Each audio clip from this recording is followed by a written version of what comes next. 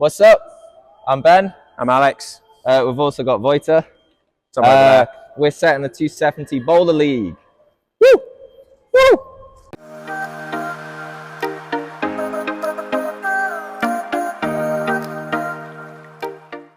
When shapes are this big, the solution's quite free. There's a lot of options. I guess I'm going for something that's a bit squirmy. Maybe you could say a little bit coordinated. But I've got to watch out because there's another coordination block being set. So I got to not do a duplicate. I think I'd probably say an element of risk. Not danger, but something that means a boulder is hard to do, but not necessarily physically very hard. I guess it really depends on the context and what level you're trying to aim for. If you have very experienced athletes, you can push that a lot further. If you're setting something more for newer climbers, then you can't really push it hard. But trying to create something that whoever it is, whether it's a new climber or a very experienced athlete, trying to create something that they maybe haven't seen before, something that forces them to learn something, then I think that's really interesting for the climber and really interesting for anybody watching. So, commercial boulder, you're within quite a set, not strict, but you're within parameters on what you can and can't do. With a comp boulder, there's a lot more trying to find the right feeling on the boulder, and that can just take a lot longer. I might change my mind. I might set something different.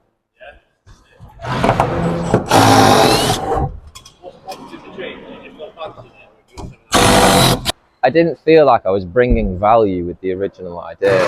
It's something you've seen before. It's probably something that's already done down there. I want to bring something different.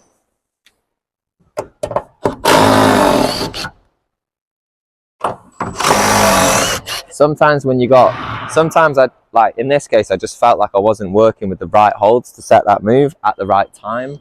And so I'm just going to mix it up and set something quite different, but hopefully it feels more like it meant to be there. Alex, would you say when it comes to competition setting, you sort of sideline movement quality for that for spectacle? Oh, wow. That's a hard question.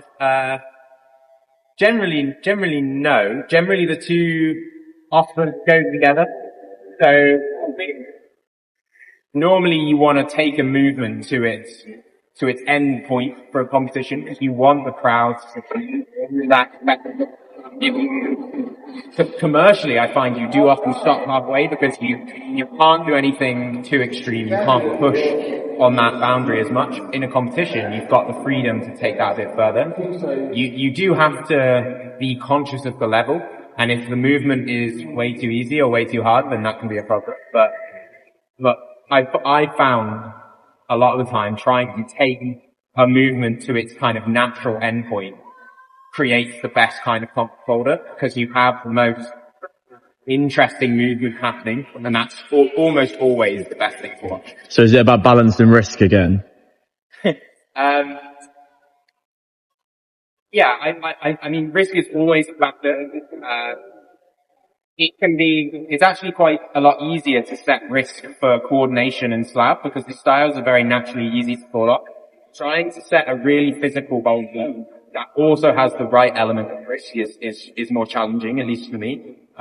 Mainly because you can always pull on the holds on a steep boulder, and if the athletes are all really, really strong, then a lot of the time they can either hold the hold and do the move, or they'll not be able to do that. Trying to create this in-between where it's interesting to watch, and you can see progression in 5 minutes is tricky in the steep. That's not to say though that there shouldn't be basic hard boulders in competitions, because I think it's really cool to watch 18 athletes not get very far and then watch 2 athletes demonstrate a level of strength beyond that.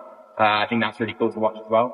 And I think maybe that's a really good point, is that my view on what I think a good competition boulder has is just one view. And I think the best competitions come from a team of people that have a load of different views. And you have loads of boulders doing different things, representing something different. And I think that's the most interesting thing you can put in a comp. So we've got quite a few boulders to spread out the difficulty. But again, if you're trying to set a comp for people who've never climbed before alongside professional athletes, you're going to really struggle because that gap is so big, and 20 boulders wouldn't really be enough to cover that.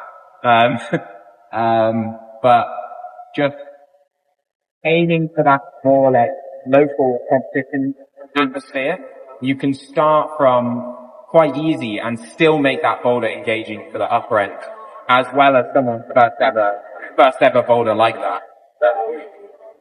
But it's tricky to get that spread right.